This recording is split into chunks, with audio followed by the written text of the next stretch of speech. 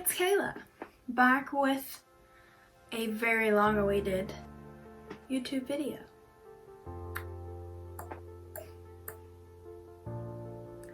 I guess I have some explaining to do. I have not posted since, I don't know, February? March? Probably March. A lot has happened. It's October 15th. It has been a wild, and I mean wild, couple of months. So, I guess I'll start from the beginning. In April, I found out that I was pregnant, and I knew I was pregnant, and my husband and I had talked about it, and it was in the plan, and you know, there's never a real plan, but we found out that we were pregnant, and I knew from day one that I was pregnant with twins. I just knew. It was in my heart, and it just, I don't know, it was weird. I could just tell. So we went to the doctor at 8 weeks, and she did our ultrasound, and she showed us our baby, and everything was great. She was moving the little wandy thing around and was just, you know, here's your baby, all is good, healthy heart rate, all is fine. And then she stopped and she said, oh. And me and my husband, Caleb, we were both like, oh, what? What do you mean, oh? And she said, there are two. And in my head, I was like, I mean, I knew there were two. I just had a gut feeling that there were two. And she paused and she said, but I can't find a heartbeat. So that was a lot of emotions in one day. Not even in one day, in 5 minutes. I mean, it's crazy how fast your world can just change. So it was hard. It was hard for a while to you know, you have one healthy baby and you lost one, and it's very hard to understand. It's hard to grieve. I in a way felt guilty for grieving for one baby when you toilet paper because tears. When you have one healthy baby and you want to embrace the healthy baby, and it's hard and it's confusing. So on August 3rd, we found out that we were having a baby boy. We named him Stetson Colt, and he was, his little picture from his ultrasound, his sonogram, he's just precious. What baby is not? On August 21st, I had terrible stomach ache. It was weird. It was a stomach ache that you just can't explain. It hurt, but I could press and it would feel better, and it was just odd. And I've always had stomach issues, so it wasn't like I was used to it. And if I would have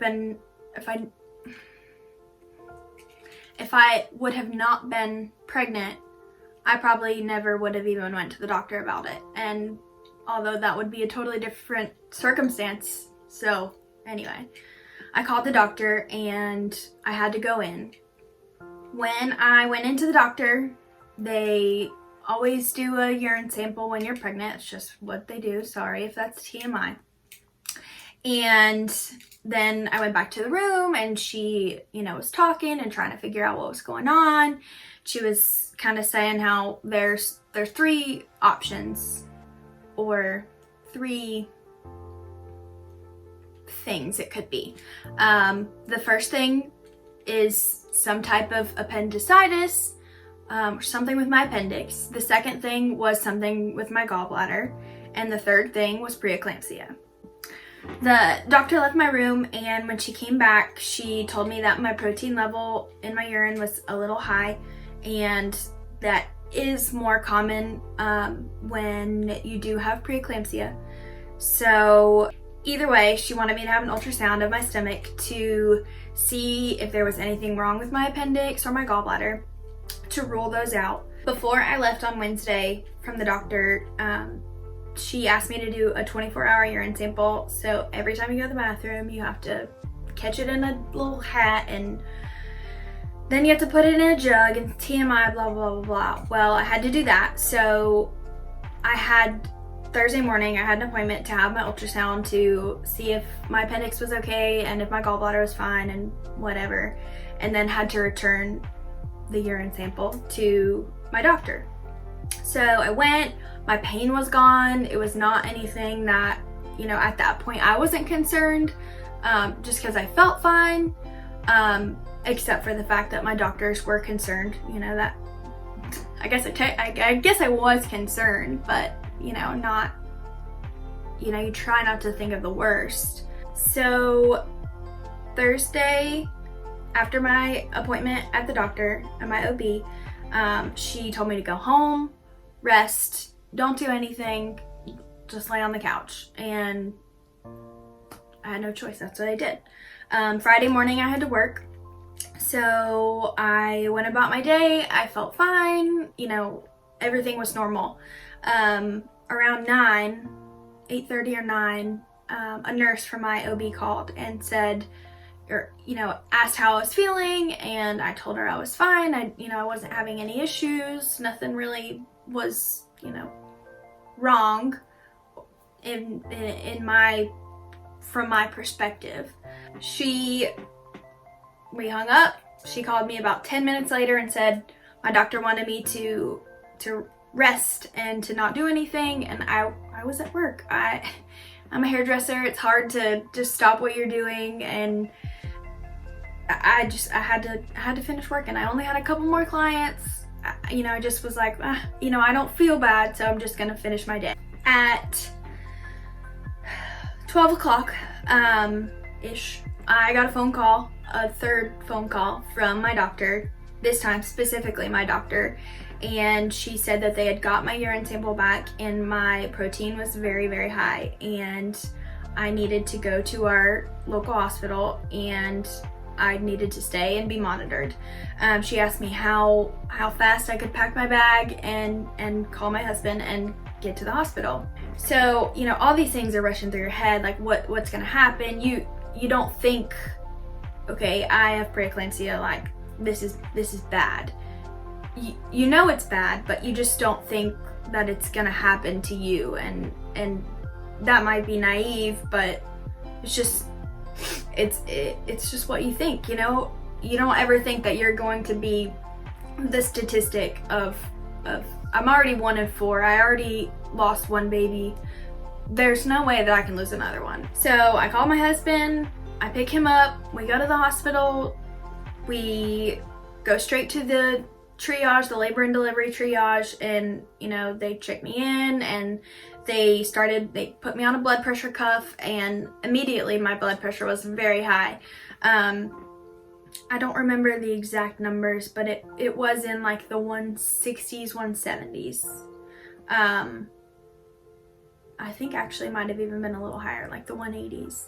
And then they put one of those little fetal monitors on, and those are scary when you have never really heard them. It's hard to...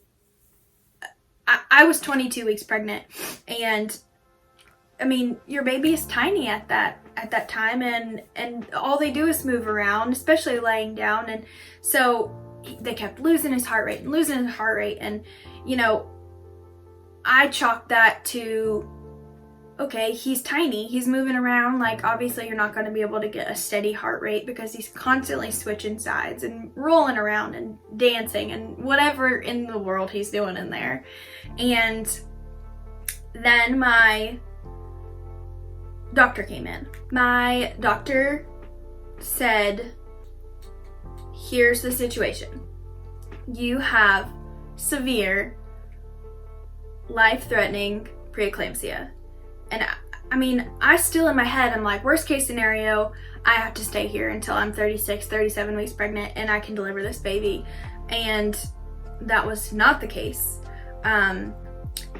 He told me that a maternal fetal medicine doctor was coming in, and they were going to do an ultrasound to see how big he was, you know, his size, and if at 22 weeks, if he is measuring where he should be, if there is a way to have him and it be okay and for him to live. So the ultrasound techs came in, and whoever they are, I don't know, sorry.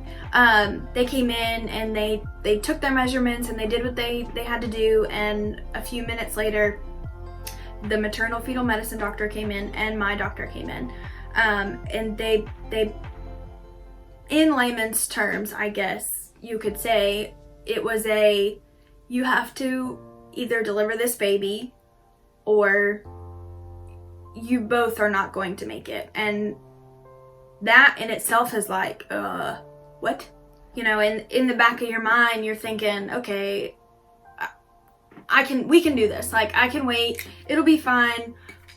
We'll wait. We'll stay here for, you know, another 15 weeks and it'll be okay. And we can take this baby home and we can have a family and a life. And in a matter of what felt like the blink of an eye, it changed, and in reality it was days. It's all it took for things to just change. So at our local hospital, their NICU, the smallest breathing tube they have is for a 24-week baby, and with the measurements that the maternal fetal medicine doctors got, Stetson was measuring at 19 weeks, so he was very, very small.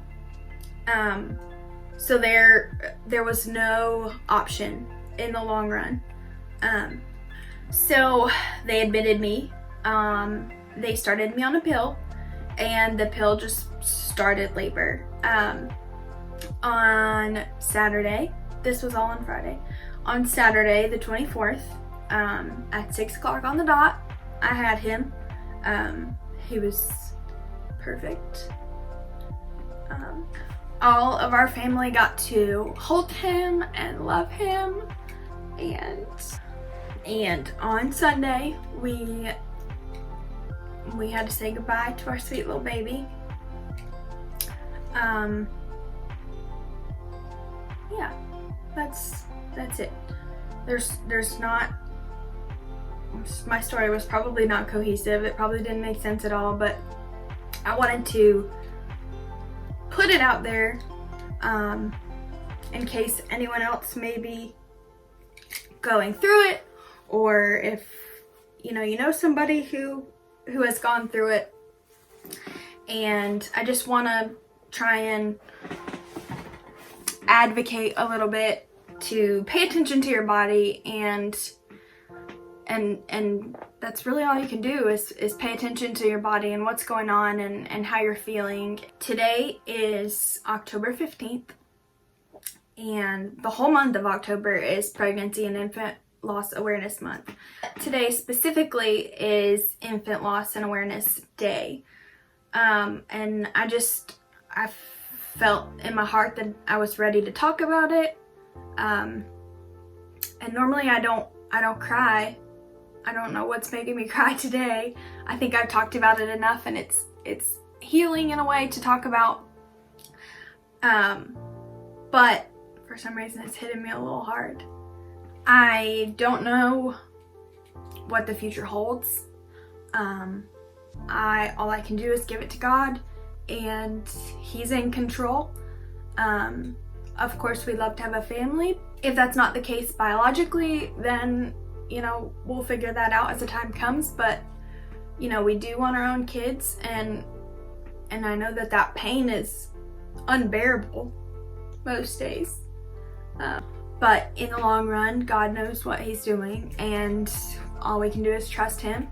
And as hard as that is every single day to remind myself, it's something that you just have to do, and it's it's unfortunate, but that's just how it happens, and all we can do is pray about it and try and just live our life.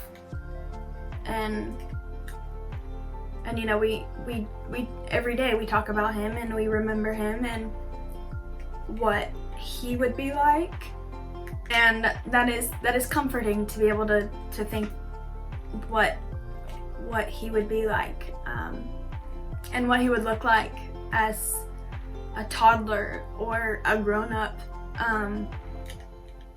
He was precious.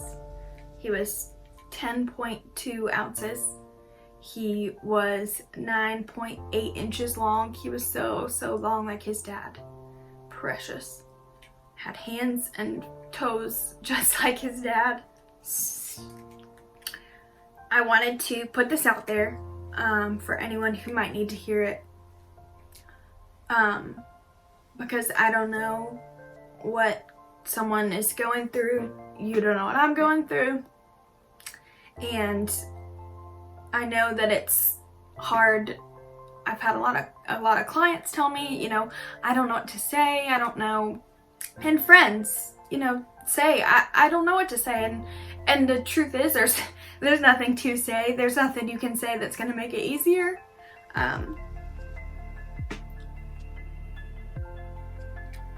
But I know that it's hard for everybody around, especially people our age who, you know, I'm 27, well, I'll be 27, but, you know, a lot of our friends are not married and don't have kids, and it's hard and it's awkward and people just don't know what to say, and that's fine. I don't expect you to say anything. But I wanted to put it out there, and I wanted everyone to know that it's okay not to be okay, and it's okay not to say anything. Sometimes it's best if you don't. But for anyone who may possibly, you know, be pregnant or get pregnant in the future, or, you know, have 4 babies already, it doesn't matter. If you know someone who's going through it, and eventually it gets a little easier every day, and that's it. There's not much else to say. I'm sorry I haven't been filming, but I forgot how much I really enjoyed it. So I think I'll be back. I just needed a break for a while. So yeah, I'll see you in the next one.